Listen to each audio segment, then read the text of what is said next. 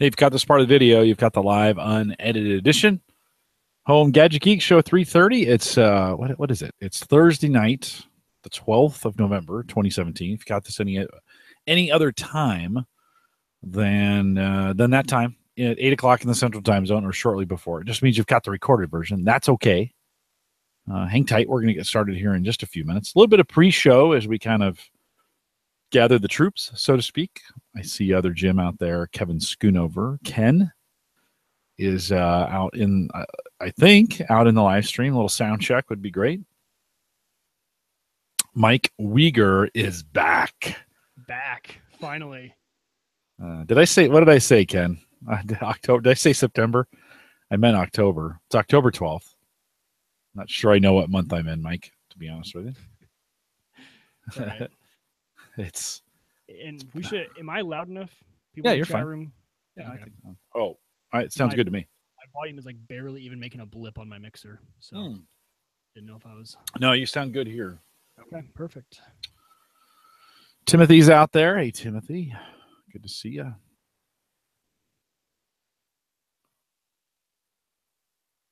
Got kind of a unique show for you guys tonight, listening live. Mike and I will do about 30 minutes. We're going to fake a video, and you're going to have to watch that. You're going to have to download the post-production, the recorded one. Have a really good intro with, or have a really good interview with Dave Crawford from Microsoft. He was our keynote at Heartland Developer Conference. And Dave Crawford from, and I'm going to throw that in, and then Mike and I are going to go right into pre-show or post-show. So hang tight. Some good stuff tonight. Some catching up to do. Tonight would be a Ask Mike Anything night. AMA. Yeah. And you're back for a couple weeks, maybe? These next few weeks, I'm still out in October, and then I'll be back in November. So just a window tonight. I think. Yeah, window tonight. I'm actually going to have to a conference, so I'm going to have to take next week off, and I've got a couple good interviews from Heartland Developer Conference. We'll jam those in there just in a post-production only. I think I need to go pick up my daughter from college. Oh, my Marine son is home right now. Tim is home. So he's home, and then we're picking her up tomorrow. We're having a birthday party. No, is tomorrow our birthday party? No. Tomorrow is, yeah, we're having a party because Tim is home. Then next weekend is her birthday, and we're gonna do a birthday party her. I think that's how it's gonna work. I just know I have 2 parties in a row. You're not supposed to remember this stuff. I know. It's and the wife. It's exactly right. Tomorrow's Friday. Saturday's a cigar party again. So we're doing it. Did I tell you about? So when Phil turned 28, just recently, all he wanted was a cigar party. So we did old fashions and cigars, and just was the best. All the boys were over, and man, we drank a lot. And there's nothing like drinking with your adult kids. Like really? It's yeah. Experience. Yeah, Ken says you are pretty quiet, but you sound okay for me. But that's maybe just because I've got you turned up. That's what I was worried about. Maybe turn yourself up a little bit. Let's see if we can get that level. Blow your ears out now. No, I adjusted. Okay, so Ken, tell me if I'm getting any better. According to my meter, I'm a lot better now. So we'll see. Okay, yeah, that can sound good too. I was just adapting for. Yeah. Usually Google's better about adapting. That's true. Usually it'll bring people up. So I had to get on a plane the next morning. So we had the cigar party on, and we were out till smoking cigars on the deck till about 11. And we were loud. I was afraid of my neighbors. First of all, never done that. So I was just kind of thinking, man, what are my neighbors thinking? Like, what did somebody break into the house? Have the kids a party in the backyard? I know. Have the kids, are the adults gone and the kids have thrown the party or what? So we had so much fun. So the whole time we were doing it, Phil kept saying, we got to do this when Tim gets home. We got to do this when Tim gets home. So Tim is home. Now you're going to do it again. Yeah, we're going to do it again. It was a lot of fun. I'm not going to lie. But nothing worse than traveling the next day. You got cotton mouth from the cigar. Oh, my God. You got the hangover from the bourbon, and you're just tasting cigar. I mean, no matter how many times I brush my you teeth, can't get it out, and you smell it for like days. It's like in your nose hairs. There's no getting it out. Oh, it's just like it's your lips taste like tobacco. Yep. Blah. So For the night of, it's a blast, right? Oh my god, it was so much fun. The statement, Phil was just, we got him. You know, he'd had a few, and he just would not shut up. And so we kept saying, Phil, talk less, smoke more. Talk less, smoke more. Just take another puff. Yeah. Hey, Emily, good to see you. We've been going through some Emily withdrawals here. We missed you last week. So it was you got Oktoberfest? I do. Sam Adams Oktoberfest. Yep. Nice. I figured he'd be proud. I was like, oh, okay, I'm actually all out of all other beer. My buddy flew in actually, and I'm like, I'm gonna be really rude. I'm gonna take the last beer. I got a podcast. Man. It's tradition. Sorry, man. I'm drinking the Oktoberfest. Yeah. What do you got? It's really good. Blue Moon. I ran out Oktoberfest. Oh, okay. You had Oktoberfest. So we had bought a 6 and we crushed it. Like it was gone in a day. And it's so good. It's I got to go get more. I need to get a case. Yeah. Well, Emily said last week she was in bed by 8:30. That's pretty early. Glorious. I know. Tuesday. So Monday night I did a podcast for work at 9. I got there at 9:30. 10 o'clock podcast. We got done at 11. I got home 11:30. Then I had to take my number 2 son, John, to the airport to go to Japan. He's in Osaka right now. Oh, really? And yeah, his wife is from Hiroshima. And so they're over there visiting her parents, and he's taking tons of pictures. It's really cool to kind of watch him, go through this. So yeah, but I got up at 4 to get him to the airport at 4:30 to catch their 5:30 flight. So, I got home. I slept for maybe an hour. God, so Tuesday night I got home and I sat here trying to do some work, and it just didn't work. I just kept falling asleep. So at 8:45, I was in bed. You're like, hey, it felt so good. Oh, yeah, it does. It felt so good. That's what I do when I travel. I go to bed as soon as I'm done with work, in bed. Yeah. Well, you can do that. That's the great part about it. All right.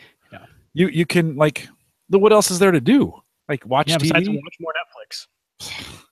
So you're like, hey, I could catch up on my sleep. That's actually pretty nice. I should not be dumb shit and stay awake all night watching TV. Especially when I get home, I don't get to sleep in either with the little one. So Dumas is what with that. Yeah. Right. No, right on. All right. Ready to get going? We're ready. All right. Let's do this thing. You ready? Let's do it. Is that good? You good on your side? I'm good on my side. Okay. Here we go. This is the Average Guy Network, and you have found Home Gadget Geeks, show number 330, recorded on October 12th, 2017. Here in Home Gadget Geeks, we cover all the favorite tech gadgets that find their way into your home. News, reviews, product updates, and conversation, all for the average tech guy. I'm your host, Jim Collison, broadcasting live from a kind of a messy AverageGuy.tv studios. We'll talk a little bit about it, some new equipment. I've been moving things around, but I got stuff all over the place. There's a mic buried in this pile as a check for like $600. I need to take that to the bank. Yeah, it was a loan. It was the loan proceeds back. When you put your kids in college, you take out all his money. They can't figure it out to the penny. So there was a little more. So they send it back. So it'll eventually go to pay something off. Right. But of course, so it's kind of messy here at the AverageGuy.tv studios. But we post a show, world-class show notes, each week out at the AverageGuy.tv. You can also join us live on the mobile app each week. If you want to catch us live, and a dozen of you do, head out to homegadgetgeeks.com. Download the app for free, Android and iPhone. Actually, there was an iPhone update to that app this week for iOS 11. So if you haven't checked that out, go out there and get that download and get it updated. We appreciate you listening to it. We thank LastPass for their sponsorship of that app. And Amber is coming on here on the 2nd of November. I think that's the right day. And you'll want to join us for that as well. The best way to support the show, though, is through Patreon, both pre and post show. Now available out there if you want to, and a couple of you did this week. Chad, thank you for doing that. Michael Ray redid his. Thank you guys for supporting us on Patreon, and $1 and $5 plans, or actually you can do whatever you want on Patreon. It's pretty easy as long as it's in dollar increments. You can't do $1.75, but it's out there and available for you. If you go to theaverageguy.tv and just click on the Patreon link, it's there. We want to thank Kyle Wilcox last week for his amazing demo of the podcast studio and kind of YouTube studio is what I'm calling it, of what he did in his school district. And if you haven't checked that out yet, go back to 329, and Kyle did a great job. I got a lot. That was fantastic. Yeah, good. Oh, well, one of the best episodes. I was listening to that as I was driving down to Wichita, and I was like, oh, man, that was cool. One of those where I had to go back, though, and look at the video to see the pictures you guys were talking about because I was driving, just listening to the audio. But fantastic show. He did a great job. Yeah, he did. Kyle, thanks for doing that. He has been on fire over at the Spreaker live show as well. He sent in an audio question, and he's just been working with Rob and Alex over there. So Kyle, nice work on the show. If you missed it, head back 329. Love to have you catch up on that. Today, we're going to catch up with Mike Weaker. Mike, welcome back, man. Great to see you. Feels like I haven't been here in like a year. I know it's only been like a month and a half or so, but it feels like it's been forever. There was actually like a cobweb from my monitor down to my mixer because I haven't been down here in so long. I've just been out of town every single week. Not good. You and I have been, not every week, but we've been getting together a couple times on some of the weeks, some more than others. We'll talk about some why here as we talk a little bit about the mining. But what's been going on at work? Anything interesting? KPMG been keeping you just busy at this point? Very, very busy. Yeah, doing a lot of cool stuff actually. Working a lot with IPO stuff lately. So very fun, exciting times with the people we work with. And it's kind of a new experience for me, something I haven't done in my first year. But so it's learning and helping them out. So it's a lot of fun doing all that sort of stuff, but also keeping me on the road. So I've been down in Kansas for the last few months, but I'll be back here and hopefully back in the seat more often come November. And then the little one, is coming in December. So we're going to have 2 little runs running around this house coming in December. It's going to be one crazy. is easy. One is easy. Yeah. Well, 1 is easy. 2 is some work. 3, you're just drowning. That's so quit it. It's not good. It's not good at 3. It's zone D instead of, it's still man-to-man at 2. And then you go into zone D and it's just all downhill. It's just prevent. It's just prevent defense. That's all you're. that's all you're doing at that point. Yeah, you're just going to survive. You have, Mike. You and I, we've been spending a lot of time. I don't know if you followed this, but you and I have been spending a lot of time thinking about just this big, not Bitcoin mining, so to speak, but altcoin mining. Right. Right. We're working on a little Saya. We've been doing Nice Hash, which is, it's got some Equihash and it's got some other things in it. We've been doing this pool mining with GRC, which works with the Boink kind of service. So you can do protein folding and you can do World Community Grid and you can do SETI and you can do any of those that are part of the Boink, kind of that Boink family that allows you to mine for those. I don't know. Did you see Dave McCabe bought a GPU so he could do some mining too? I heard about it on the show that he did it. Is it going well for him? Have you checked in with him? I haven't checked in with him yet to see how it's going. I think he wants. It is. He's going to end up with more than one. Like, there's no way you can buy one and stay with one. There's no way. I came down here the other morning. It was super warm down here. We had turned off all the air in the house because it's in Nebraska right now. It's in the 40s, 50s, 60s where you don't really need to run air or heat. Right. Yep. Right. And so it's just if you have one on, it never really even turns on because it just stays in that temperature. Yep. Yeah. So the house was kind of stagnant. We should have turned on the fan at that point, but we didn't. So I came down. It was kind of hot, and I just have 2 cards going. But you're right. It can be one of those things that gets going. Let's update on your rigs really quick because you bought a bunch of cards, and we won't get, for the regular listeners, we won't get too nerdy on this. But tell us what you're up to, and then you've been monitoring them from a distance. Like you leave for 4 days and have to come back. How have you been doing that? So a quick little update from you. Yeah, so I started out with 1 card. I kind of built this little side machine, and the way I kind of built it was this kind of a hybrid open case and closed case. So I took a really cheap $15 case off Amazon, put the the motherboard, everything in there, the hard drive, and I actually just drilled a hole in the side of the case and ran all the power cables and data cables out. And now I have 4 graphics cards because I wanted this to be sitting in my server rack. So this was kind of the best build I could do so that it would fit nicely in the server rack. And so I grabbed 4 AMD 480s, which RX 480s, which are kind of a good card. They have great efficiency, so power efficient, and a pretty good hash rate at the same time. So it's kind of like it's a good sweet spot card. Just like on your side, yours is the NVIDIA sweet spot, and this is kind of on the AMD side, the AMD sweet spot. So I got 4 of those running in this rig, and it does get really hot. Like I keep pointing over here because it's actually right over here. I can hear it. I don't know if you guys can hear it, but it's a little bit noisy. The fans run quite a bit on it, and it actually keeps the area right around there very warm. This basement is usually freezing, and I've noticed the temperature is a little bit higher now that we've been doing that. But yeah, running that and running nice hash with it. So and using the nice hash. What kind of returns are you seeing on a daily average? You usually, after you run this for a while, you get kind of a feel of what it's like daily. What do you see? It fluctuates. It'll be, I think my average is about $4.90 a day. So it'll go sometimes down to $4.50, and sometimes it'll be up at $5.50, $5.40. So it's looking about right now that I'm getting $130 a month.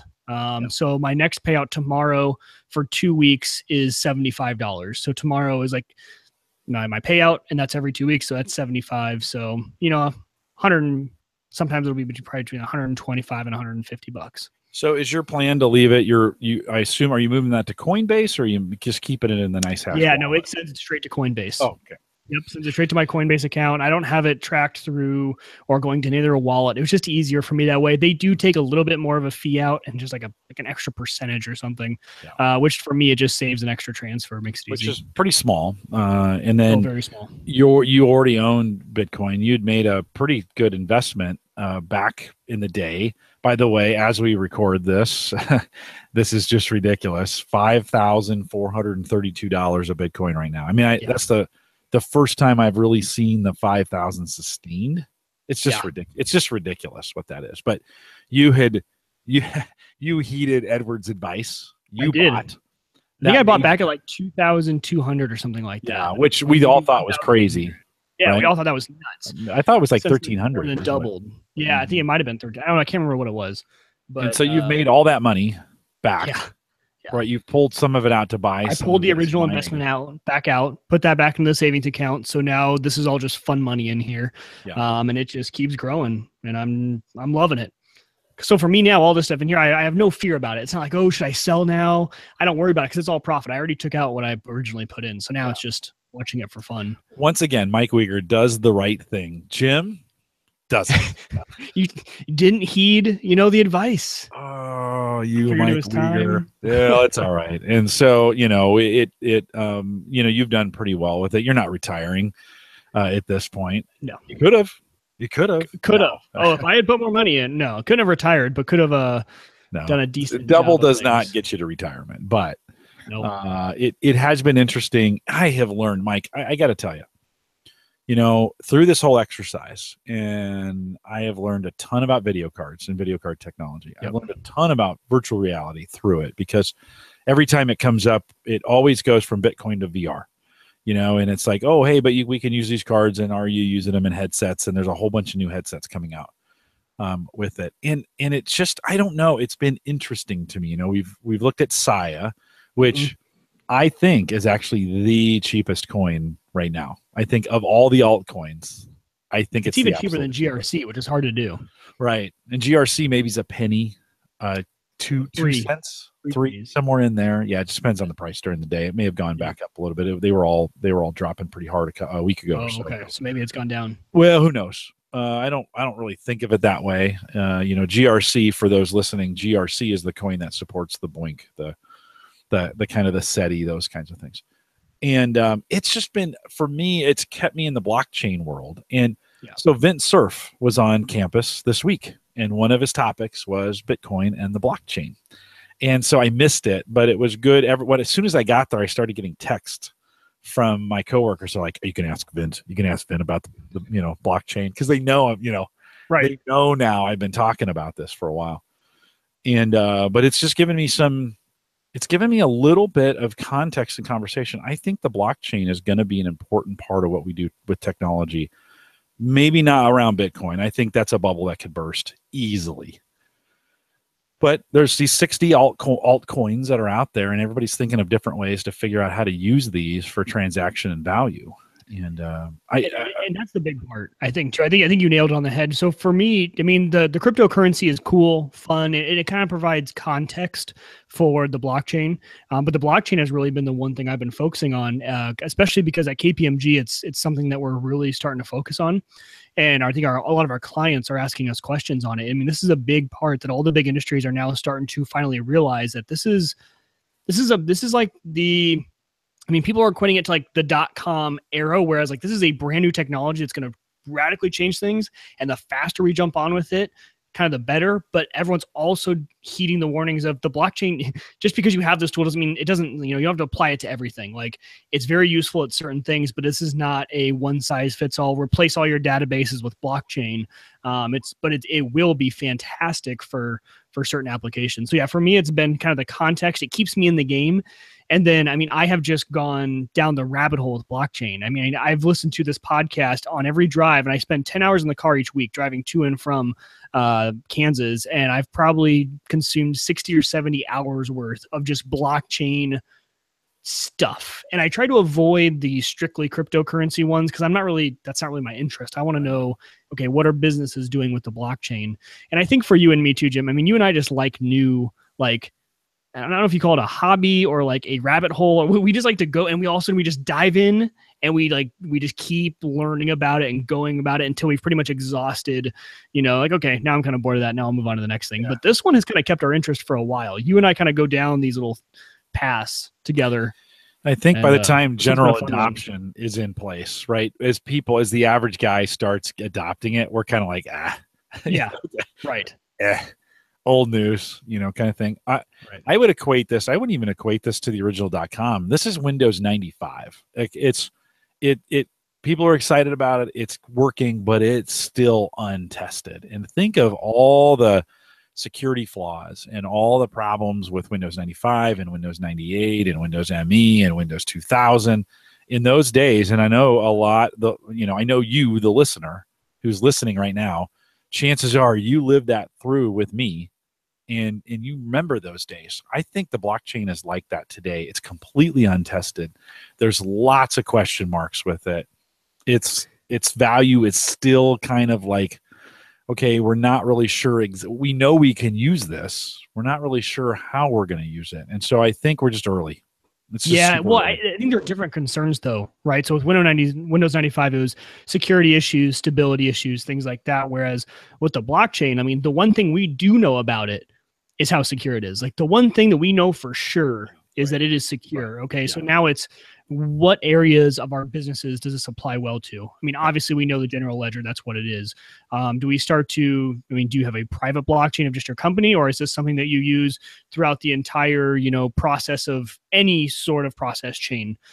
So where do you apply? I think the question marks here are, what is a nail? And, we have this hammer, which is a blockchain. What are the nails, and what are things that, okay, no, don't hit it with that. Like, don't try it. And I think we're still testing it out in that way. But I think the one thing we are for sure about is, like, it is very secure, far more secure than any other technology we've ever had to date. Not to say it's like, 100% safe, but it's far more secure than any other technology. It's slow. It is transactionally, it is correct. Very, very slow, right? Yeah, and this is not something that Visa is going to go use. Like, the credit card companies cannot go implement blockchain. It just wouldn't work. But you look at so far, right? I mean, the next whiz kid may come along and create, and build upon this to create a faster system, a transactional system. I think of when, we mentioned Vint Cerf earlier. I think about 1976 when he created, when he was on the team and created the internet, and he has said, the IPv4 had billions of addresses, and we thought it'd be plenty, right? Not until the late 90s did they start doing the math, carry the one, oh crap, like, this isn't going to be enough, right? And so I think we're in the very early iterations of the blockchain, and I just think we're going to see some new implementations of it that will address some of those issues of speed and size. And, today the blockchain has to be mined. And so you have to build out the blockchain, and is that economically efficient for in all cases, right? Right. And are there going to be other ways to do it? We've seen ASIC miners rise up, especially on Bitcoin because of the value in it. Will that be the next way? Are they all going to be just dedicated miners? Will we see a new generation of hardware come out just because of the blockchain, right? And who knows? Yeah, I mean, I think there could be blockchain enabled, servers that are almost just servers dedicated to that, especially because, for a company, if you have a private blockchain, you don't need millions of nodes. You could have 5 or 6. Depending on what your level of risk is and what your risk appetite is, you could go with a very low number. Obviously, you need more than 3. But beyond that, you can have as many nodes as you think is secure enough for you. But yeah, it's going to be... It's going to be very, very interesting going forward as companies start to deal with it. NASDAQ is coming out with their own solution to help these big companies implement the blockchain. And so you start to see these Microsoft, and then you've got obviously the big 4 that are jumping in to help consult on top of these. We will, implementation, how do you use this? How do we audit it? All those sort of questions, and more customers, surprisingly, and it's in a lot of industries that I never would have thought they would have asked the question, hey, we've heard about this blockchain thing. Would that be useful for us? Is that something we should look into? And then you have to have a very long conversation with them, because it's still kind of one of those technologies, like you said, where it's like a lot of the big people in the room don't really get it. Why would we use blockchain? What is it? Like you said, it's not very fast. There's a lot of things we got to talk about. So it's a very complex conversation to have right now. Yeah. From a gadget standpoint, we do see there's been some talk of getting these miners down to the point where phones can mine, and so, that adds a new piece to it of when you plug your phone in at night, are you going to be able to turn that on and let it do some computational, and it's just changing. What's interesting is it's forcing the hardware to change. So as we think about these video cards now, and the video card industry is being very, very cautious about how much R&D it puts in and new cards it puts out. But, what's the other buzzword these days? AI and machine learning. Yeah. And both of those technologies are very dependent on the same GPU processing that's being done in mining. And I really think the mining industry, what's driving us crazy right now, is actually can and will push forward some advancements with the processing we need for really deep machine learning. And so I think in the end, it'll be great that we've had this kind of motivation move the industry in a way that will make our computation, this will fade eventually. The blockchain will just become a thing people do, right? This is the wild, wild west. Literally, people out panning for gold, right? Literally. Yeah. I don't think that's going to last all that long. No, and it won't. And the blockchain, the difference between this and the .com era too is that the customer will not notice anything different. The everyday person will never know. It'll only be us that will know about the blockchain even going forward. Other people might hear the buzzword like database. Okay, you ask a person on the street, they might be able to tell you what a database is. They might be able to say, okay, blockchain, something like that. But to the average customer, nothing's going to change. So this is not going to be some groundbreaking, the whole world all of a sudden realize like, oh my gosh, I can go online now. No, it's like not one of those revelations. So it's going to be a very, under the hood improvement. Yeah. Which I think is actually good, because we have this mining industry, which has garnered a bunch of interest in it. But it's not something that needs to reach like this mass scale. Like you don't need to impress all your users with blockchain, but it gets interest in the technology, which moves it along, which gets people talking about it. And I think the implementation will happen faster because of the mining industry, right? Everyone's got kind of skin in the game. You give people skin in the game, and all of a sudden they're very interested in it. It's kind of the reason behind the ICOs, when people are doing these initial coin offerings and they're offering these coins and people are buying these coins or mining these coins in these new projects. Think of Saya as an example. You've now given these everyday people, they're almost like your investors, and they've got skin in the game, and they're very interested in your product that you're making. And you no longer have just like a community, as in like a forums or whatever a traditional community used to be that was excited about a new product. Like if you think about Madden, when the new Madden 18 comes out, or the new Call of Duty, you have a community around that's excited. But now you have interest where people actually have skin in the game. They've either invested money, they've invested computing resources, whatever it is. Yeah. So the whole mining industry, You're right. It's going to change, I think, over the next few years. I don't think it's going to last, especially because ASICs are going to become the new standard, and those are expensive. And there's going to be a big barrier to entry, which is going to be expensive cost. for now, though. Expensive for now, right? I mean, they may not always be expensive. And well, but once they come down in cost, they won't be profitable to mine, I think. You know what I mean? So where it's profitable now to mine, they're expensive. So it's going to be interesting. Yeah, it's interesting also, you know, that technology will bleed its way into virtual reality for sure. Yeah. So we're going to see, I think we're going to see some of the advancements that's being pushed forward because there's money in it, right? Anytime there's money in these businesses, it pushes, the technology can move along a lot faster. And so I think we'll see VR, the VR headsets that come out this Christmas. By 2 years from now, we'll be wondering, like, how the heck did we ever put up with those? They're going to be so much better. And then gaming, of course, will be better. I think we're going to see it will push the game box, you know, the game boxes, the PlayStations, the Xbox. It'll push those or give those the ability to go even faster and provide even better graphics. So it's interesting whenever we talk about this. I know I get the listener who's like, God, stop talking about Bitcoin.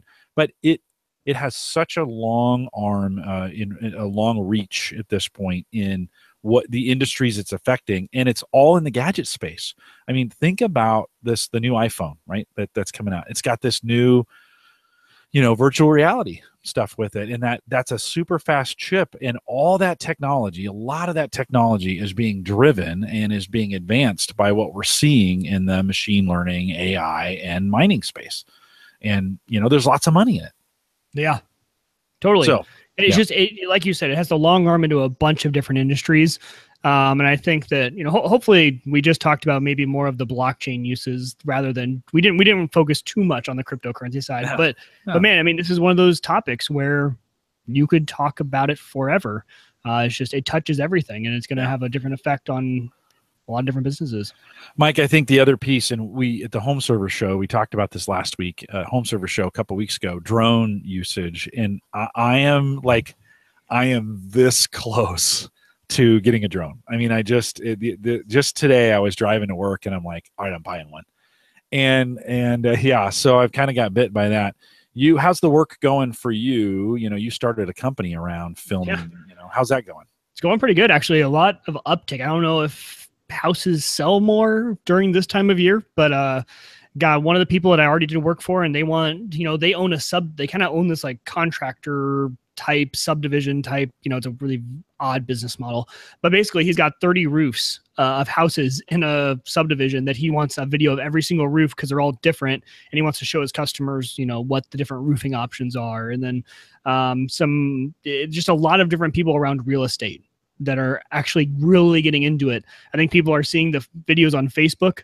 You know, a lot of the realtors are posting now like the drone videos, and I think all the other realtors are now trying to play catch up, but they don't have a drone. So now they're quickly trying to find who has a drone, who can I charge for this kind of service. So yeah, not much actually has like changed, and on our end, still using the same drones and still doing the same business, but it's actually growing, which is kind of fun. I think people are getting more and more into it. How much? When Vint was talking with us the other day, he was talking about like this disaster in Puerto Rico. And of course, it wiped out the cell towers. The roads became unpassable. You know, people couldn't charge their phones, but Google came in with, you know, Google's got these big balloons that they can put up and provide kind of cell and Wi-Fi service with these balloons, and they run them through the jet stream. And they've actually, what's really cool is they're all kind of computer controlled. And they calculate, so they'll say, okay, we want you to cover this kind of area. So the balloon starts looking at the weather. It calculates how fast it can get to the spot where it needs to start. Then it will find the prevailing winds to slow itself down. So where can I drag? Where can I get the most drag from so I can stay right in this area of service? And then eventually when I get out of the service, how can I quickly get back into that service? Whether it's going up, finding another jet stream to bring it back around and loop it around, or do I need to go around the planet again kind of deal? And I thought, man, that is really cool. And then I thought, wait a minute, why couldn't we be doing this with drones where we send them up, they glide in the jet stream, right? And they have solar panels on the top. They recharge while they're gliding. Then when they've gone over their service area, they turn, make an efficient, coming back, and then just keep doing this circling, like the birds do. They just make this. I mean, it's just harder to keep those up in the air. Yeah, they're a little heavier. Yeah, they're a little heavier, and as soon as they stop spinning, they fall. Whereas the balloon kind of just. Well, yeah, but I think there's some with advancements we're making in drones and lighter materials and some of those things. I think there could be a day. How long? Okay, you send your drone up. How long can that stay in the air on a current battery charge? 25, 30 minutes. Okay, and then how long does it take to charge that battery when you bring it back down? A lot. Like 2-3 hours? 3-4 hours. So three hours. I'd say 3 hours. If I had 10 drones, in theory, I could keep one drone in the air at all times flying while the others are charging, right? Oh, if you had 10 batteries? Yeah, if I had 10 drones. Yeah. Or a way to quickly switch those batteries. This was just thinking like, hey, what if you have these inexpensive drones and you get the equipment to be able to do the cell phone repeater kind of stuff in those things. And then they just constantly, they shoot up and hover for 25 minutes. And before one comes down, the next one comes up.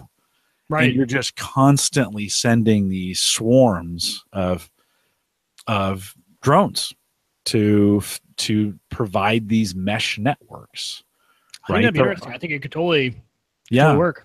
If we could get that battery charging time faster. And or like you said, if they're small enough that solar could keep up, right? Like if you got those motors using as little amount of power as possible, whereas solar could do an okay job at keeping up. That'd be hard to do, but well, or even if solar could augment to the thing. So if it could keep it up, 10 minutes longer, so to speak, you could have a fleet of these drones repeating this process of taking off. What got me thinking of this is as I was watching Dave McCabe catch this drone with his hand. Yeah. It came Which one down. does he have? Do you know? He's coming on in a couple weeks. He's going to be on the 9th. Okay. And the three of us are going to talk drones. We're going to do an all drone show. Small, very small. Mm-hmm. DJI Spark, probably. Okay. Yeah. I'm going to see if I can get Keith Lunsford on as well. But Keith had a bigger one that we were flying around at the meetup. But, a couple of the things. One is, as he sent them up, they were very, very stable.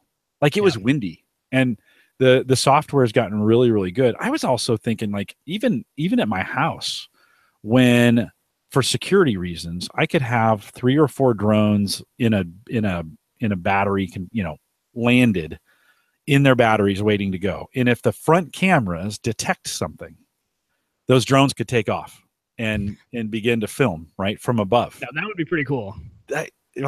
And you don't need to. I mean, they wouldn't need. They can fly up and down and stay. The software will keep them stable. Right. Oh, the software is fantastic. Yeah. So I was thinking wouldn't that be kind of a cool application? Is you're not flying them all the time, but when the cameras scare them off too, they're like, oh, geez. Yeah. When the cameras, it's going back to that robot lawnmower that's just always mowing the lawn. If you've got a couple drones that are always being charged, you can have one on the ready at any given time, right?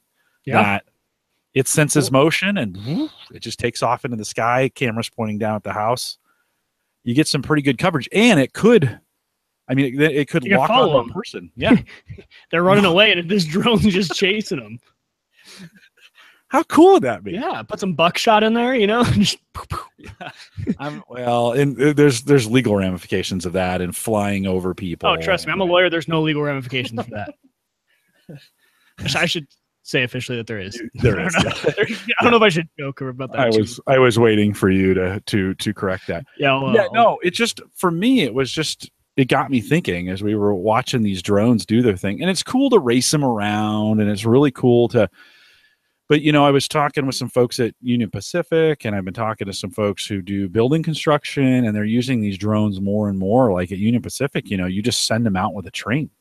Yeah. And they can, and on a moment's notice, they can take off the train and survey and see what's going on. And I mean, there's just so many really cool applications now where 2 years ago we were crashing them all over the place. Yeah. They weren't safe enough, right? There was not that safety standard, and they weren't steady enough. The cameras weren't good enough. Even your auditors now are using them for inventory. So something at UP, inventory of trains in a big stockyard, you can do that much quicker with a drone than you can sending someone physically out there to watch them. And then agriculture too. Farmers are loving sitting on their back porch and monitoring the fields. And they have this really advanced actual ag app that works with DJI, does all sorts of analytics on the field using the camera.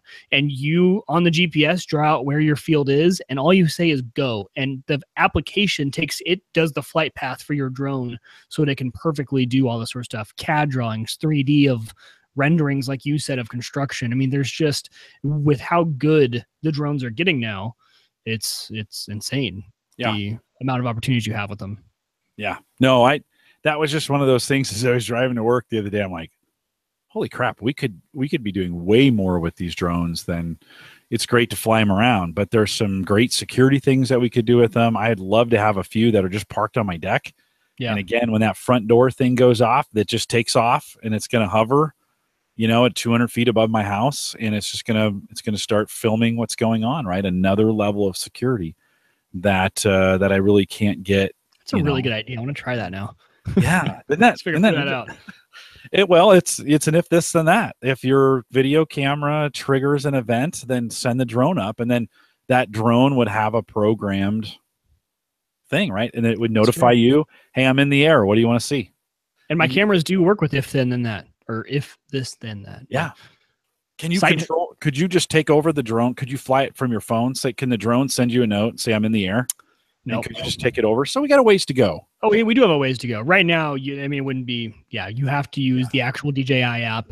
They did a lot of new rules actually with their app that you actually have to use the DJI official app, or it is severely limited to like 50 feet from you and only like 75 feet in the air. So DJI wants you to use their app so it can log everything, and they changed up those rules. Well, you get some great data on them. I watched Dave do it, Dave McCabe. I watched him do his stuff, and then we were talking about it offline, and I was just like, wow, I need to get, like I'm doing Bitcoin, or thinking about the blockchain. I need to have a drone in my hands. Yeah. And it's cash out all that money you put into Bitcoin. Oh, you didn't.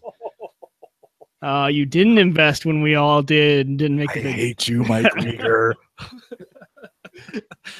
You, Mike Leager.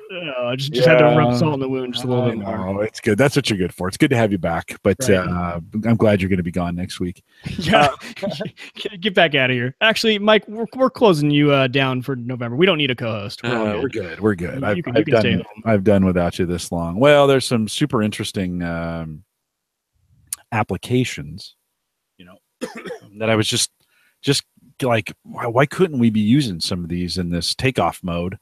Right. And then why couldn't I have 2 or 3? And you think that I could get, a good average drone now, Mike, is what am I spending if I wanted to get a pretty decent rig? Not the most expensive. I'm not going to $1,500. Okay. So that's half the price of the robot lawnmower, to be honest, and more fun. And way more fun. Yeah. Yeah. So, but I could imagine having 1 or 2 of those sitting in a container on the deck. It's closed up and protected. And then when that event happens, lid pops open. Guys. Just the mailman hates coming to your house now. Every time I go over, these drones come out.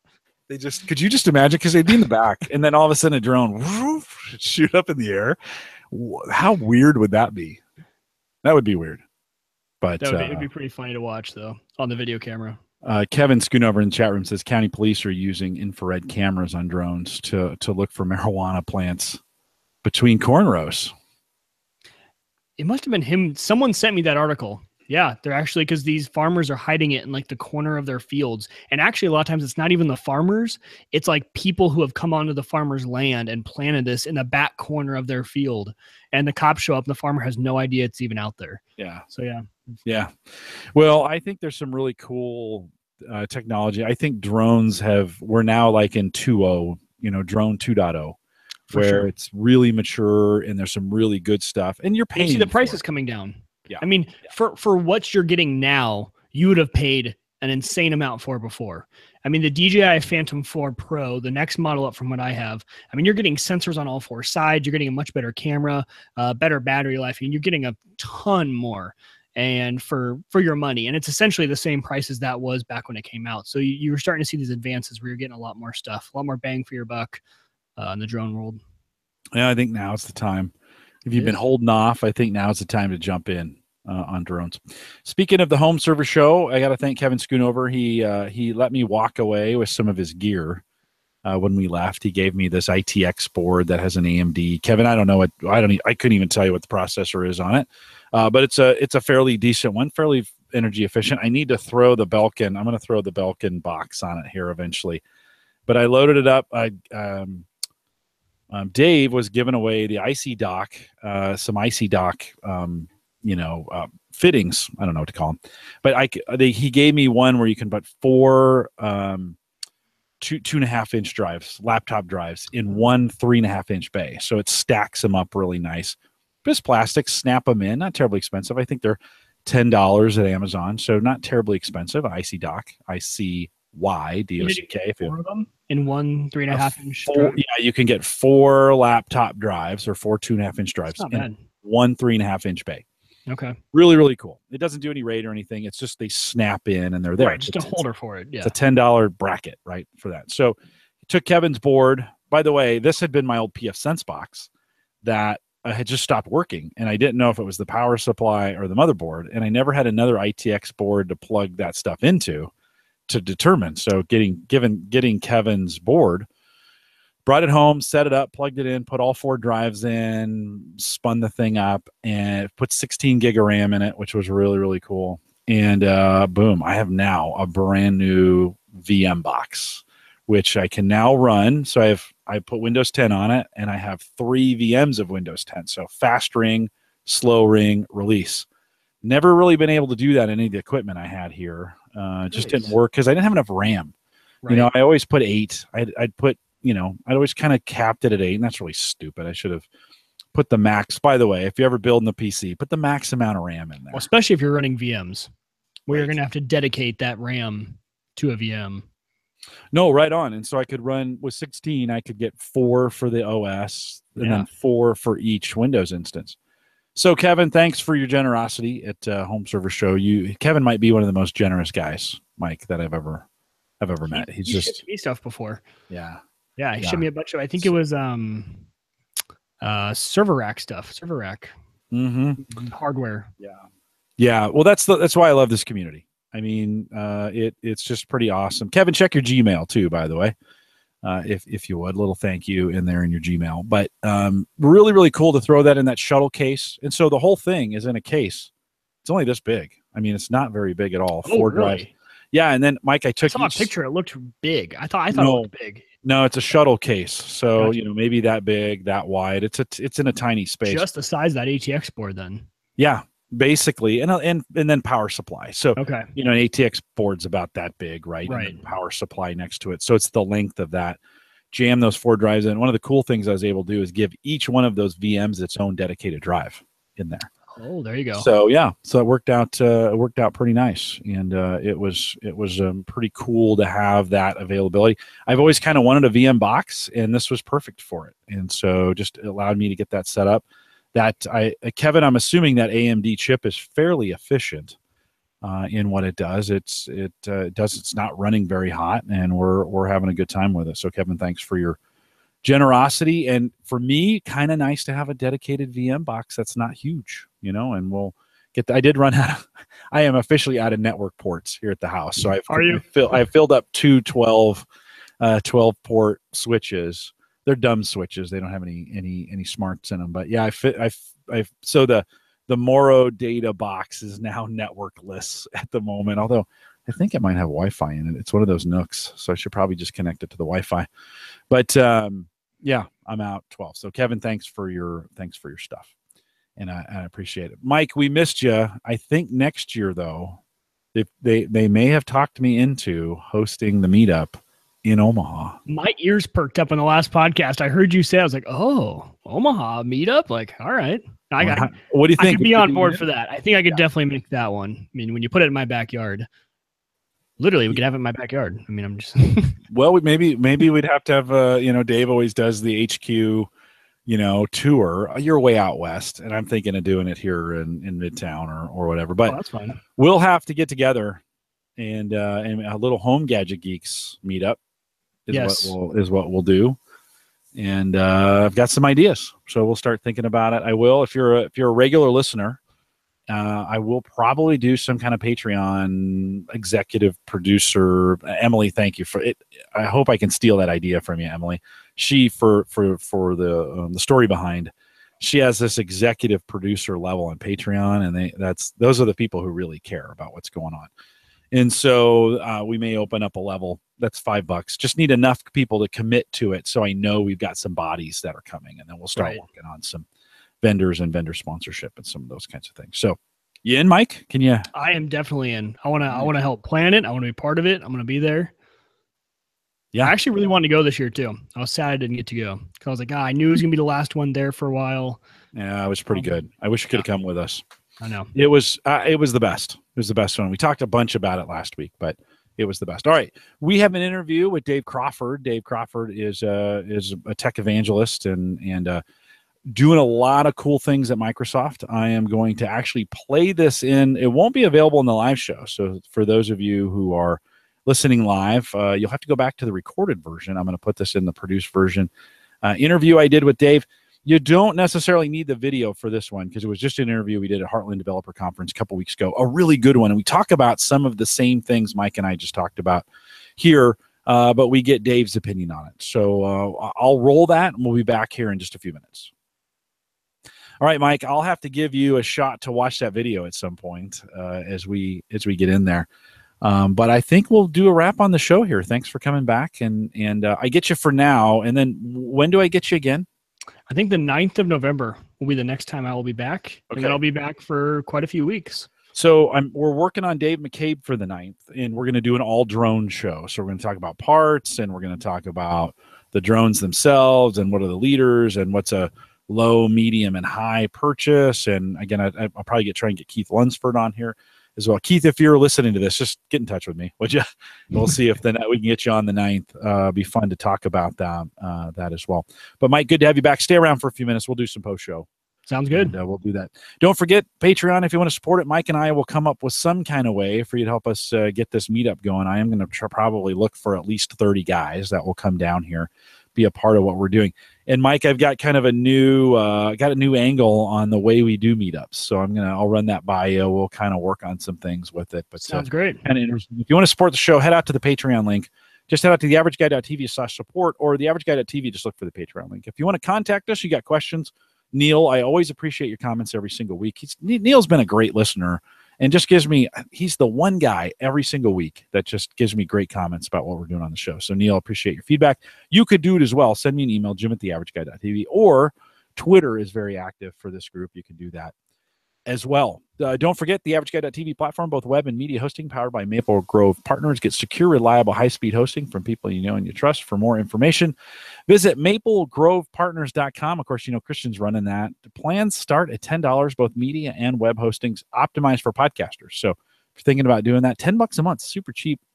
One of the least expensive ways to go with podcasting. Check it out, maplegrovepartners.com. Don't forget, other Jim said drone racing. I think we're going to make drone racing a part of this Home Gadget Geeks meetup.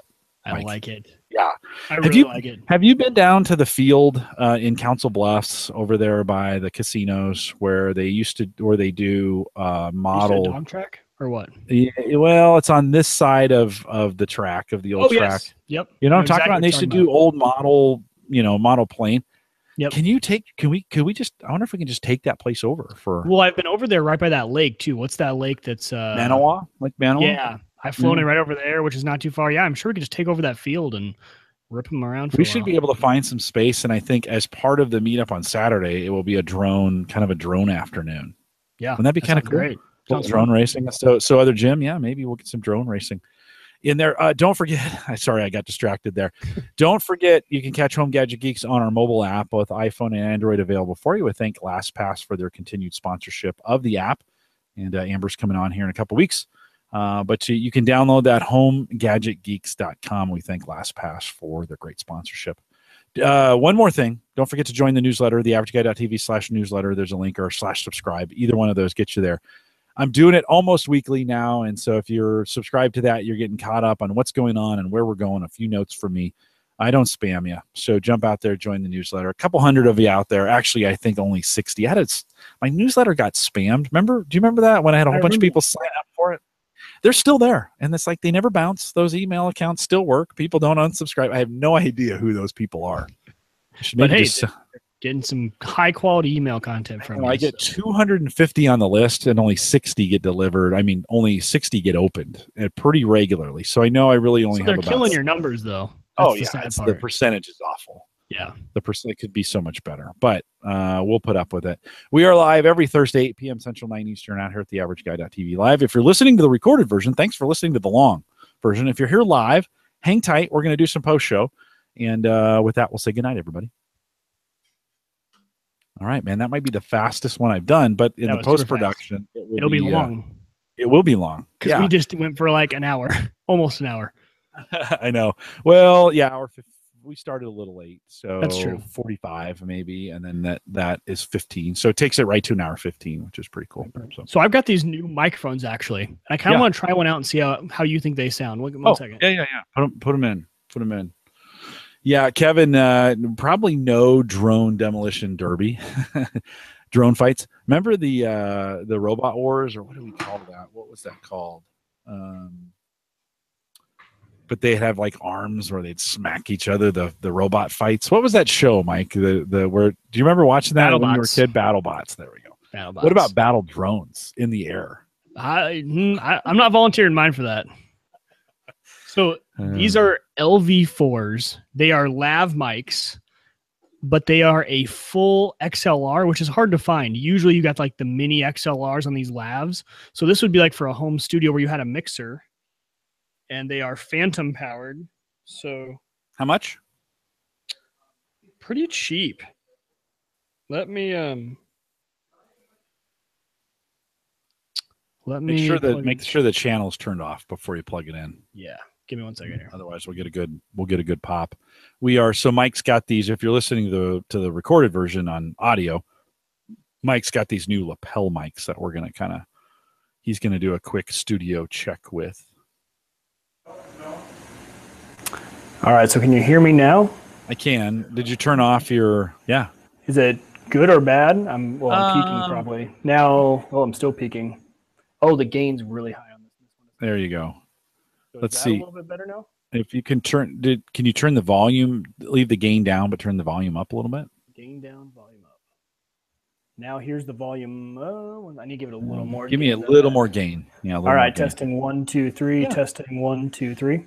Yeah, they're not as good as the mic that you're on. Right. But would they? I mean, they're not as bad as like a laptop mic, right? No, much better than a laptop mic for sure. But yeah, not bad. I use them for like my video recording because I'll plug it into my portable Zoom recorder, hang that off my back belt buckle, and this is it comes with two. This one is because you get a condenser and a cardioid. Oh wow! Style. So you get two. Which one are you using right now? That's what I was just gonna check. So I'm using the non-cardioid version. Okay, so the condenser version. Yeah, I think it's probably a little more sensitive. You gonna switch them? See what the other one sounds like? Yeah. Okay. Good. He's undoing the twisty tie off of it. Plugging in. Mike, how much were these again? Okay, can you hear me on this one? Okay. That one's a lot better. This one's a lot better? Yeah, I think so. Cardioid style, and maybe it's because it's where it's positioned. Now is it not as good? Well, put it down here. Put it right on your straight out. Actually, put it on the collar, not down on the buttons, but up on the collar side. If you've got right there. Throw that there, and then talk to me. Testing 1, 2, 3. Yeah, that's not. No, it when you put it there. Sound really good when it's right in front of your face. Yeah. For a microphone being out here, it's actually not too bad. No, it's actually really good. Yeah. For that tiny little condenser. Right. Or that tiny little diaphragm. The other one, sorry, not condenser. It's omnidirectional. Was the first one I was talking in. Okay. This one's the cardioid pattern. So. Yeah. Kind of interesting. Just some stuff I've been playing with for my video production, where I'll put it down my shirt, put it into that recorder. Go ahead and put it back where your buttons are, and let's just see what that. See if you can replace that. See what that sounds like down there. Actually, I just noticed I don't have the pop filter on this one either. So if it's yeah, you know, you can almost just stick it onto the wire. You know, and although it'd probably rub a little bit, but if you brought it up here, close where it's not touching the shirt yet, but it's still off the ear, you might get a really good. This is riveting audio, by the way. Sorry about that. Sorry, yeah, this is just my newest tech. So no, that's cool. That's cool. It works out okay for as a second means. I'll plug in my other one back here. Yeah. Well, when you get, it's interesting when you get those headsets that you can buy those gaming headsets, or the Sennheiser makes a really good one that's plugs in via XLR, that gets that mic right out in front of you. You can still get a pretty small mic, but if you can get that close to your mouth, it can sound pretty good. It's all about that relative, distance to the mouth. No, the closer you can get it. So now we're back on this one. So yeah, you're good. Yeah, it's weird how good that sounds now. How good this one sounds? Yeah, really. Well, it's just you get used to it's. The other one's all high end. There's no bass. Yeah, very true. Right. Just don't get. So what was the price on those again for the two? I'm gonna check right now. They're actually very affordable for when you get both of them at the same time, and very hard to find XLR versions of those. While you're looking that up, I'm going to make a big pitch. With all this, with all this chat of the blockchain and these 2 video cards and the stuff I'm doing here, my Cooler Master LAN box. If you go to Amazon and just go Cooler Master LAN box, it's a big square and the whole thing is holes. Like, it is massive ventilation, and I upgraded it with a couple fans. I did put the big 140 millimeter, 120 millimeter exhaust fan in the top. That did nothing. That was not a good purchase. Didn't do anything, huh? No, what I actually found was I have some big thick case fans that I got out of Dell, some Dell like high end workstations that we had a Gallup that were, these would have been 08, 09. They're extra thick. So, a normal case fan's about that thick. These are double. The plastic is thicker and the fans are stronger. And man, you crank that sucker up and it does sound like a jet's taking off, but it pushes some freaking air. Keeps it cool. It does. And so I actually took that fan and put it in my motherboard. So the motherboard is regulating the fan speed. So it's not going 100%. I put it on just a regular fan, 100%, like Molex. Right. You can go fan to Molex, and it cranked up to 100, and oh god, I was like, there's no way I can have that running full time in here. Yeah, you couldn't work with that. No, it was just too loud, but it's running now, and I actually set it so the cards are side by side, Mike, and I set it facing down on the cards so that it's blowing air directly across them. Man, it does a nice job. I mean, it makes a 7 or 8 degree difference in that box. And that's pretty impressive, because it's hard to get those just to stay cool at all. Yeah. Because how many fans are on your cards? Just one. That's the drawback to the one I bought. Well, and that's the way mine are too, though. Mine pull into a case. It's all in case, though. So it pulls it in and then kicks it out like where the I/O ports are. So I just got them pushing down against them.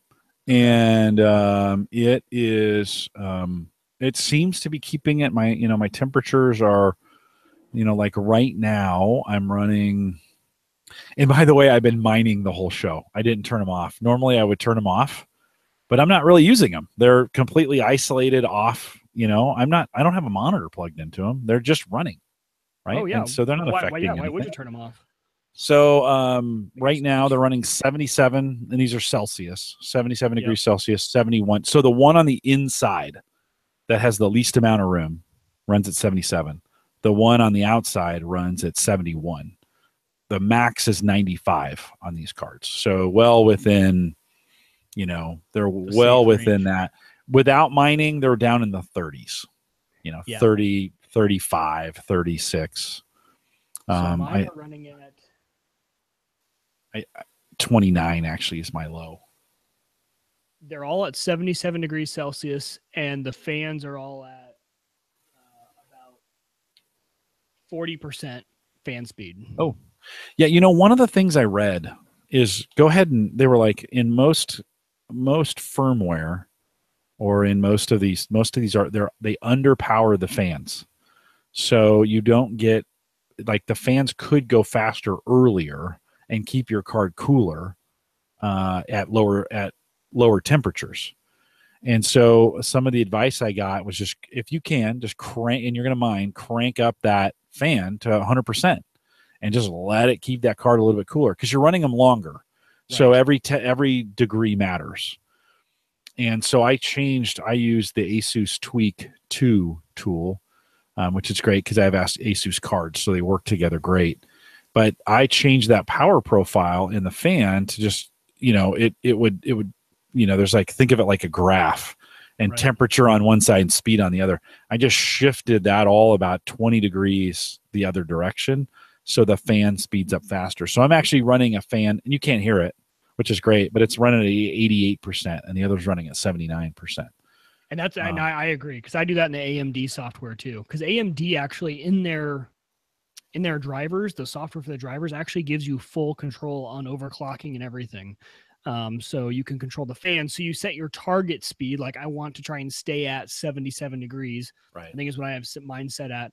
And you say, hey, let the fan go up to, and I just say 100%. And so it just keeps it right at that target temp. So the fans will go up and down and it'll just keep it right at whatever temperature you tell it to. So it works out pretty well. No, that works out. I think I set mine at 80. Might have to look. 88, I think, or maybe even 90. Okay. But I am not seeing 90 degrees. Again, these are all Celsius. Other gym says 37 degrees Celsius is body temp. So that's, around 100 degrees Fahrenheit. So these cards are running hot. That's hot. Yeah. No, they run hot. There's no, I'm not having any, delusions there. They are running warm. There's been a lot of questions about how long they'll last at this, constantly running. What do you think, Mike? How do you feel about those cards? You think you'll get 2 years out of them? I think 2 years. And that's really all you need because by the time 2 years rolls around, by the time a year rolls around, you're going to need to upgrade the cards to even stay profitable. So the difficulty on the algorithms will have gone up so much that you'll be spending more on electricity than you will be on actual mining. Other gym says you could post, so you could toast your Pop-Tarts. Oh, you can. They burn to the touch. They're hot. Yeah. Even at 77 degrees Celsius. Yeah. If you get really cold in my house, my wife's always cold. Always cold. Drives me nuts because it keeps the house really hot. But I'm like, just go down and stand in front of the mining rig because it just kicks out all this heat. And she's you just huddle around it like a little fire. Well, we're running air right now, which is crazy. Like but Sarah's got the air on, and I have a vent right over this, and so the vent pushes cold air down, and then I have a fan that's push air into me, and then of course the computer sucks up cold air. So they haven't been that warm. Now I have the CPU off. I wouldn't run that during the show. Right. But when I have the CPU running to run the Boink stuff, it gets pretty warm. that Core i7 gets pretty warm. Although I think even at full speed, it's still in the 60s. And I have the stock fan on it. And 60, 70, let's say high 60s, low 70s. Yeah. Yeah, no, it's even full speed, and I don't run the Boink. I run those at about 90%. I don't want to max it out at 100. Right. Well, and for me on that, I ran out of actually power.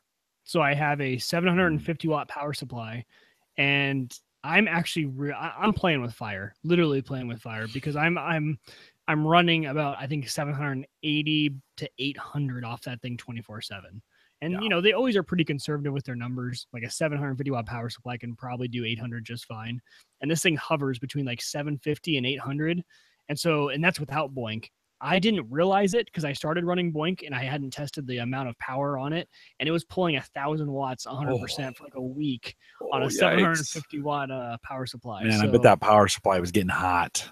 It's got a pretty good fan on the back. So, it was kicking out air that was warm, but I don't know. It survived. So I've got a couple. I have a couple Dell, those big workstations that we don't. They're old, but they've got 750 watt power supplies in them.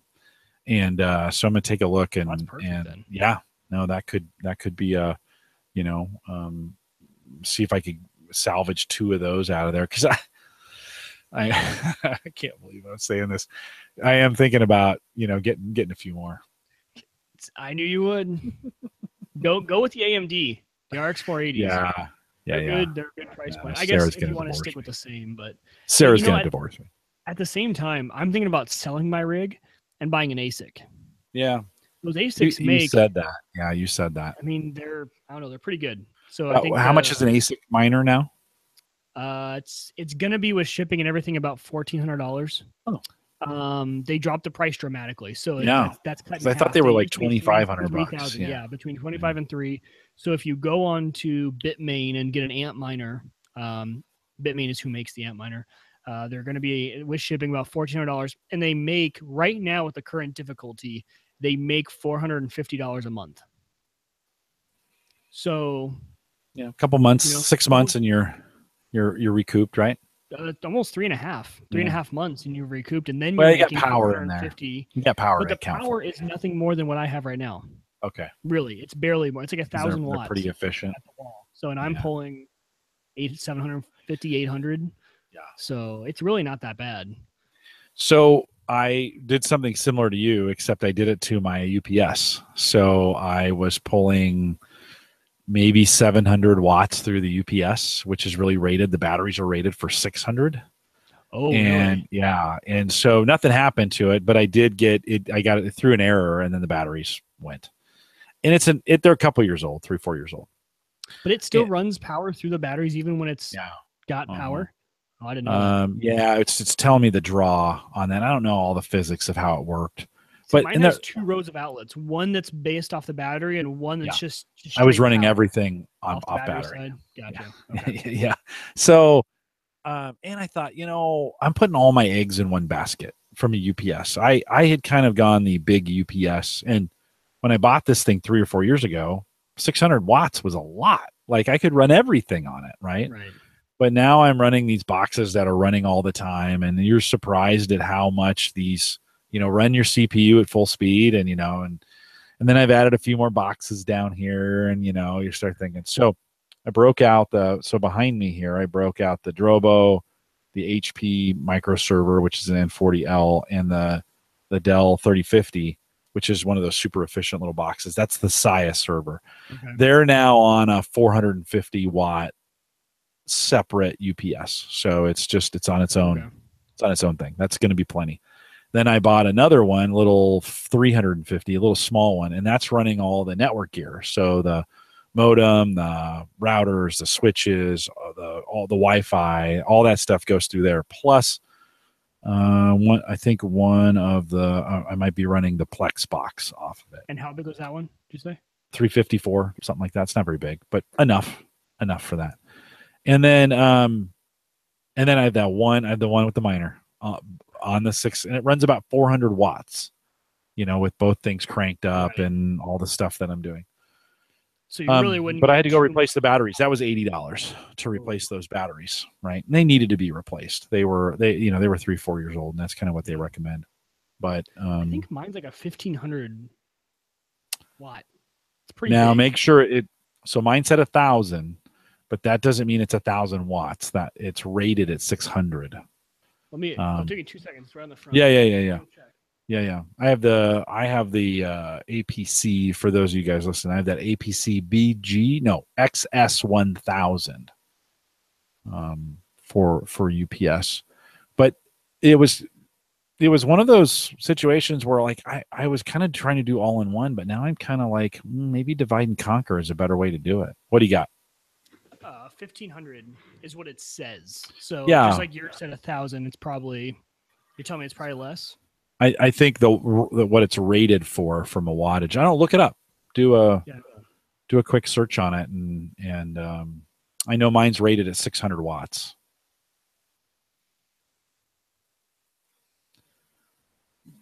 But that, Mike, that's been a question. I've been, do you put all your eggs in one UPS basket? Or do you spread them around? And Sarah's got her own UPS, and I've got a UPS on the home theater. These are all small little 250s or 350s that are out. I have an old Geek Squad UPS that I bought. Best Buy 5 years ago. That thing, I got a Cyber Power one. Those batteries are done The at this Cyber Power point. ones? Yeah. The batteries, that one I bet is 7 years old. Oh, and I've okay. never 'Cause that's what I replaced the have is battery. a Cyber Power. Yeah. Volt amps is what Okay, so Ken says. 1500 volts, 900 watts. Yeah. So Yeah. yeah. Yeah. Yeah. So I have everything powered into there, but like the miner and stuff like that are on the just straight pass power, no battery backup. They're getting passed through, and there's no backup on them. Because I just have my whole rack one's off one plug. But I still think it's that 900 watts that it's, even if it's passed through. I think it's because it's got a breaker on there, and I think if you go past way over that, 1,000. Are you? Yeah. Maybe I need to learn more about UPSs.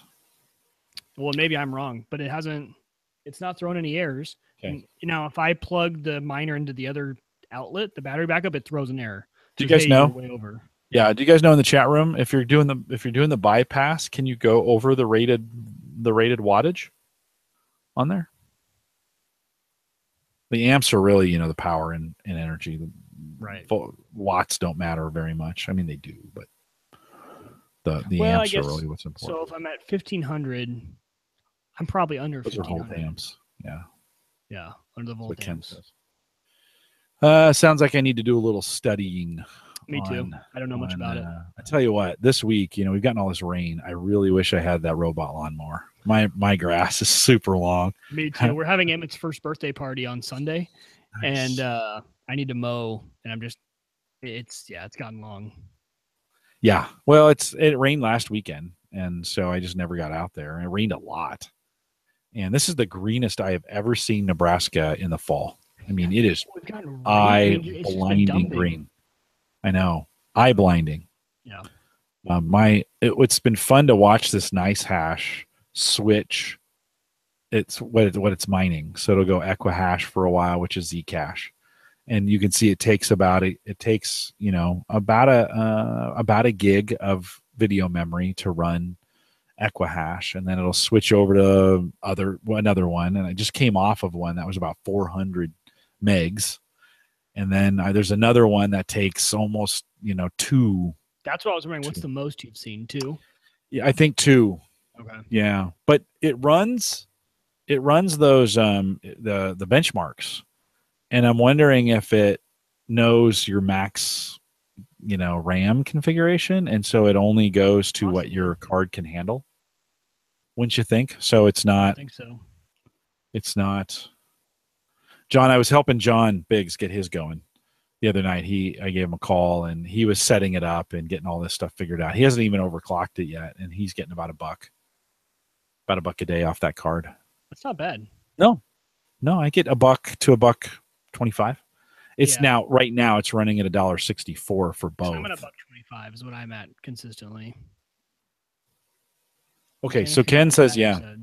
Perfect. So that's what. Yeah, there you go. So you're not worried if power goes out, you don't care. Not on the miner. What about Saya? Saya is on the battery backup. Okay. Saya is on the battery backup. Everything is on the battery backup except for the miner. And I'm not too worried about it. Yeah. If I miss out on $5 for a day, that's down $5. It is a little frustrating though. Like when I was in DC and the miner went down, and you're like, oh, I'm losing money. You feel like a stockbroker that you just lost $1 million trade. Yeah, I know. It's like $1 million. You're using TeamViewer to jump in. Side note: anyone using AMD cards, do not use. You cannot use RDP when you are doing an AMD card and it's being used as a miner. It will throw everything off. It throws everything into a fit every time you try and connect. So I have to use TeamViewer. Forced into it.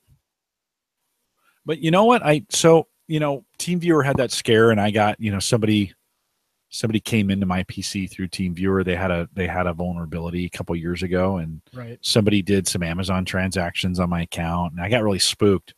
I took TeamViewer off of everything. Well, they've upgraded and a new version. They locked that down, right?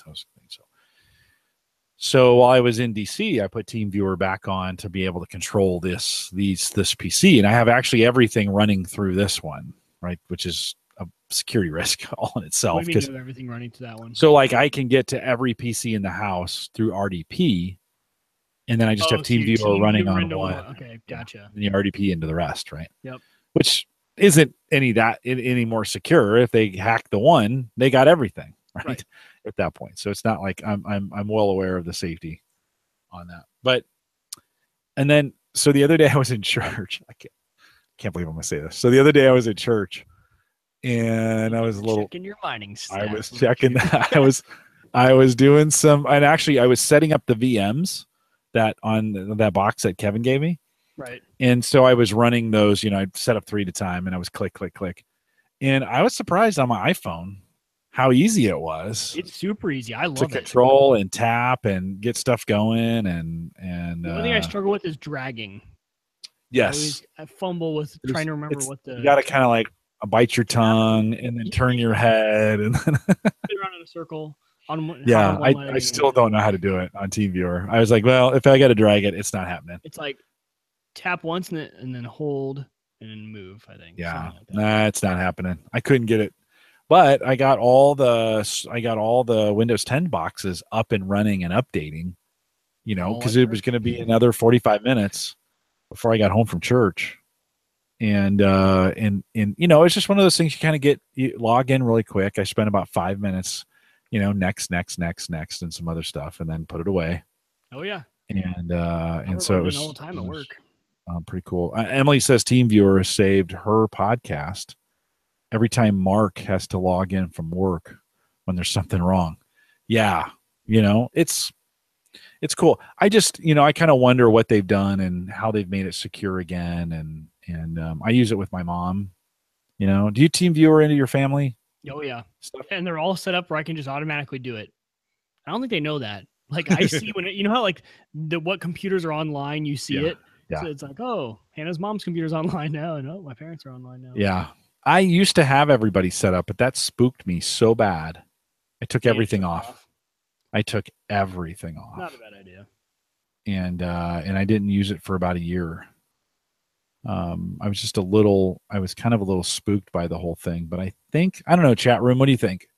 You guys that are out there, Scoon over, Ken, other Jim, what do you guys think about continuing to use TeamViewer? You think it's still safe? I mean, I think it is. Just don't know. I actually have to hop off here pretty soon. Okay. You got well, it's good thing we went short. Yeah, it's perfect. I keep with the lighting that you have behind you, I keep thinking that's like a fish tank. Oh, really? Yeah, because it's blue. Yeah. It's kind of got that blue hue, and I keep expecting to see fish in there, kind of do its thing. We'll just rage, party on. Play some music. Pretty good. All right, man. Thanks for coming. I'll let you go. I'll wrap these guys up here shortly. So, all righty. Well, have a good night, man. Hey, thanks for jumping in. We'll see you second. No, we'll see you on the 9th. The 9th. The second, I am not. No, I've got Amber, so it'll be all I can do to get her through. So that'll be fine. But all right, we'll see you on the 9th. All drones, be ready. I'm ready. All right, thanks for having me back on. All right, we'll see you, Mike. Take care. All right, guys, thanks for coming out tonight. Really great to kind of be back in the chair. And although it's really weird, I feel like I've been gone 2 weeks. I don't know why. I can't figure out what. As I was setting up tonight, I'm like, man, it feels like a month that I've been, but it was only a week. It was just the regular week stuff. I don't know, weirdest darn thing. But thanks for coming out, Emily. Sorry, I'm not making Ask the Podcast Coach. Another couple weeks. I think we wrap ours up on the 4th of November, and then I'm back on with Dave. So we'll be back out. Kind of miss doing my Saturday mornings, but we have 45 in our high school program this year, and just really need to be on the ground and not sneaking out to go podcasting on Saturday morning. So doing really good. Kevin, again, thanks again for passing that along to me. And I hope that little Amazon deal makes up for it. So I appreciate you doing that. Kind of fun to have that. It's actually a very cool box. Kevin, what is that processor? Can you tell me real quick? I think maybe I've got it right here. Hold on. I do have the box. I just don't understand AMD stuff. So it's a 5350 AMD quad core. It's an Athlon 5350. Is that good? Is it efficient? Here, we'll look it up here real quick. AMD 5350. What kind of, because I was going to run the,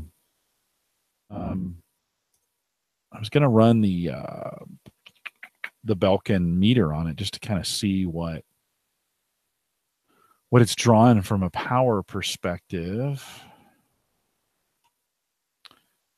Just kind of see if maybe it's got max wattage on that thing. Well, I went to Newegg. That's a huge mistake. See you, Timothy. Thanks for coming out, man. Appreciate it. We'll do one final check here. You paid 63. It's down to 43 now. Let's see here.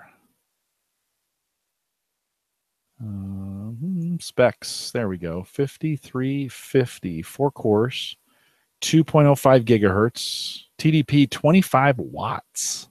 Wow. Is that TDP what I'm looking for? I think it is 25 watts. Yikes. That's pretty good. That's pretty power efficient. 1600 on the DDR3 speed. All right. It's pretty good. It's running those 3 VMs pretty well. I actually took my VMs down on Azure for now, and have them locally is pretty nice. So again, Kevin, great to see you at the meetup, and thanks for the board. Appreciate it. So, all right, guys, thanks for coming out tonight. Good to see you all. I appreciate all that you do for the community. Thanks for coming out. I'll see you guys. Will I be here next week? Actually, I think next week's sketchy. Watch Twitter. We'll see you guys.